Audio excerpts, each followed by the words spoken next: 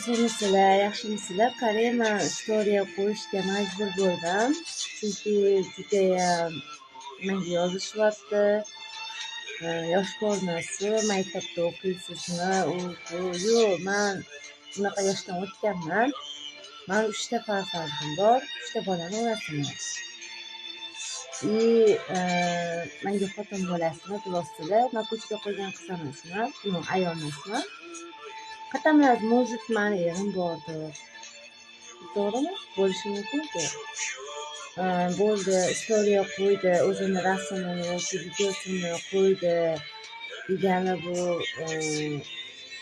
boshi ochuv ayol degani emas. To'g'ri, men misol uchun men endi ko'p narsa aytib berishim shart emas sizlarga, lekin menga yozayotganda sal o'ylab yozinglar, iltimos. Xotin kerak bo'lsa, yosh qizlar bor-ku.